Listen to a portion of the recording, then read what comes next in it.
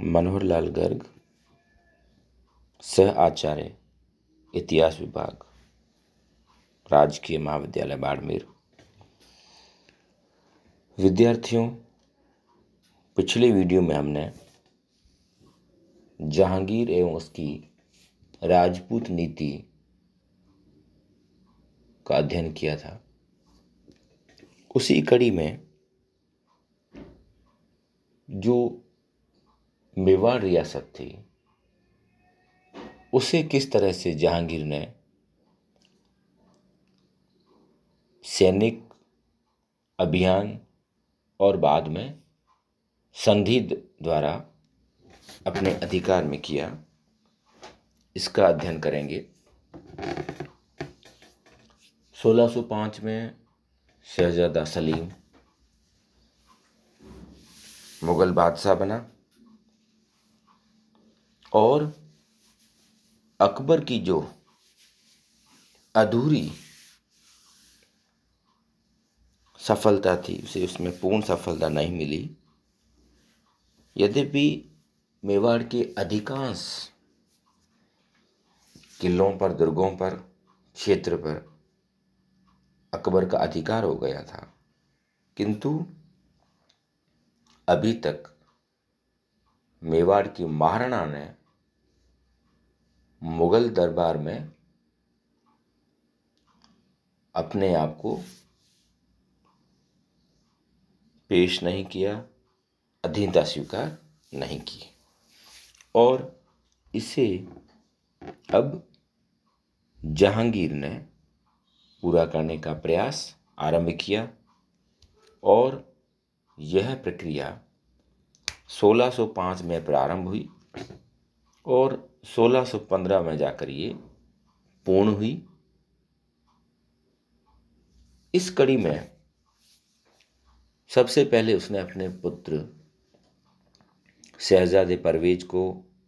नवंबर 1605 में विशाल सेना देकर मेवाड़ की ओर भेजा और इसमें उसे कुछ दुर्गों पर अधिकार करने में सफलता मिली, लेकिन यह सफलता ज़्यादा महत्वपूर्ण नहीं थी, क्योंकि इसी बीच जो जहांगीर का जो ज्येष्ठ जो पुत्र था, जो सबसे बड़ा जो था शहजादा खुसरो, जिसने भी पहले संघर्ष किया था, उसने विद्रोह कर दिया कि मुझे वो बादशाह बनाओ। इसी बीच उसे वो बुला लिया गया, परवेज को, और उसके पश्चात महावत खां को एक विशाल सेना देकर मेवाड़ के विरुद्ध भेजा,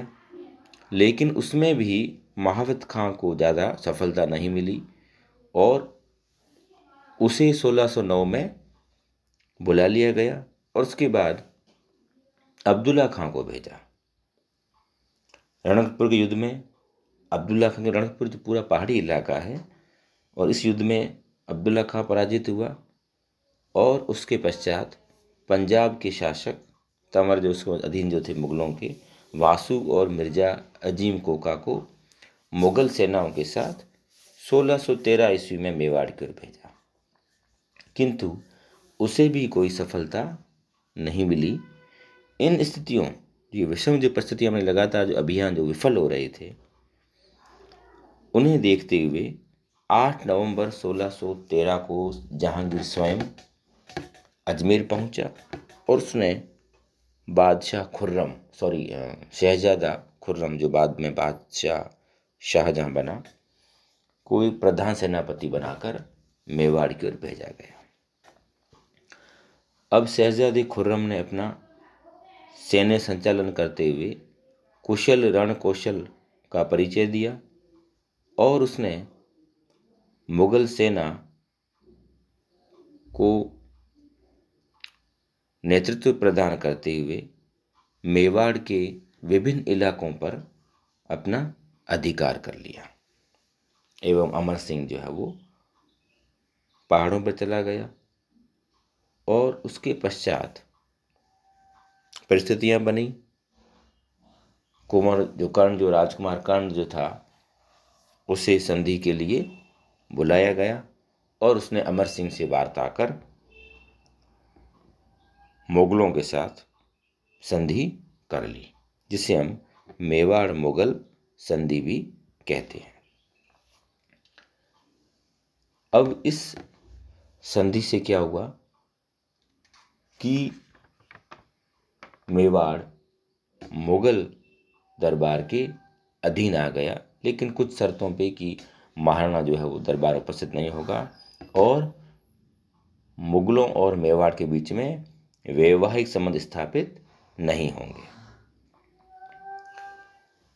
मेवाड़ की जो विजय है वो जहांगीर के शासनकाल की एक महत्वपूर्ण उपलब्धि थी, क्योंकि यह पहला अवसर था कि मेवाड़ के किसी राणा ने मुगलों की प्रत्यक्ष रूप से अधीनता स्वीकार कर ली थी। और इस संधि से मेवाड़ और मुगलों के बीच जो 3 पीढ़ियों से जो संघर्ष चला आ रहा था, जो शत्रुता थी, वो अब समाप्त हो गई। इतिहासकार आशीर्वादी लाल श्रीवास्तव लिखते हैं कि जहांगीर एवं उसके पुत्र खुर्रम को इस बात का श्रेय प्राप्त है कि वह अत्यंत उदार शर्तों के साथ ऐसे युद्ध को समाप्त किया जो लगभग 75 वर्षों तक अकबर के पूर्वजों तथा सिसोदिया वंश के बीच हो रहा था। जहांगीर ने मेवाड़ के प्रति उदार नीति अपनाकर उसके आंतरिक मामलों में हस्तक्षेप न करके एक कुशल राजनीतिज्ञ होने का परिचय दिया और जिसका लाभ दोनों दलों ने उठाया, चाहे वो मुगल थे चाहे वो मेवाड़ था। मेवाड़ के राणा तब तक मुगल साम्राज्य के प्रति राजभक्त बने रहे। अब इस सबसे बड़ी बात क्या है, अब ये भी राजभक्त बन गए और यह प्रक्रिया तब तक चलती रही जब तक औरंगजेब ने राज सिंह को विद्रोह करने के लिए विवश नहीं किया। औरंगजेब के समय में, मतलब बीच में शाहजहां को छोड़ दो, औरंगजेब के समय में जब मेवाड़ का महाराणा राज सिंह था, उसने परिस्थितियां ऐसी बनी कि उसने औरंगजेब के विरुद्ध विद्रोह कर दिया। अब कुछ इतिहासकार मेवाड़ मुगल संधि की आलोचना करते हैं कि वो कहते हैं कि राणा ने अपनी स्वतंत्रता खो दी और उसने अपने पूर्वजों के गौरव और स्वतंत्रता प्रेम को भुलाकर सुख सुविधाओं के लालच में मुगलों की अधीनता स्वीकार कर ली और उसने मुगलों के सामने आत्मसमर्पण करके मेवाड़ के गौरव का अंत कर दिया। परंतु यह आरोप जो है वो कुछ इतिहासकार मानते नहीं हैं। वो कहते हैं कि राणा अमर सिंह तब तक मुगलों से युद्ध करता रहा जब तक वह युद्ध कर सकता था, क्योंकि मेवाड़ एक छोटा सा राज्य था और राणा अमर सिंह विस्तृत एवं शक्तिशाली मुगल साम्राज्य का मुकाबला करने में असमर्थ था। जहांगीर ने राणा को नतमस्तक करने के लिए समस्त साधन लगा दिए थे। जब खुर्रम ने मेवाड़ को उजाड़ना शुरू कर दिया, आगजनी व लूटपाट से मेवाड़ जनता को आतंकित कर दिया तथा खाद्य सामग्री व अस्त्र शस्त्रों का अभाव हो गया, तब राणा ने अपने सामंतों की बात मानकर, जब सामंतों ने उस पर संधि करने के लिए दबाव डालना प्रारंभ किया, तब उसने एक सम्मानजनक जो संधि प्रस्ताव था उसे मान लिया और उसने अधीनता स्वीकार कर ली। और इस संधि से अमर सिंह जो है वो भीतर ही भीतर दुखी था और उसने क्या किया कि जो मेवाड़ का शासन है वो उसने त्याग दिया और अपने पुत्र राजकुमार कर्ण को मेवाड़ का महाराणा बना दिया। हालांकि अब वो जागीरदार बन चुका था मुगल दरबार का, वो जागीरदार बन चुका था, ये सेवा में चला गया था, उसको सौंप दिया और स्वयं जो है वो एक साधारण व्यक्ति बनकर उसने अपना जीवन यापित किया। Doctor A.L. श्रीवास्तव लिखते हैं कि कुछ विद्वानों ने राणा अमर सिंह को अपने वंशानुगत शत्रु के समक्ष अपनी स्वाधीनता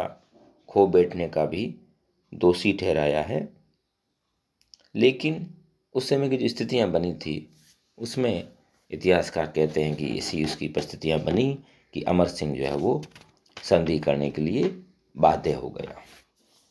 इस तरह से मेवाड़ मुगल जो है वो अब संबंध जो है वो पहले जो लगातार युद्ध हो रहे थे वो अब शांति में बदल गए, और यही सबसे बड़ी उपलब्धि रही जहांगीर की।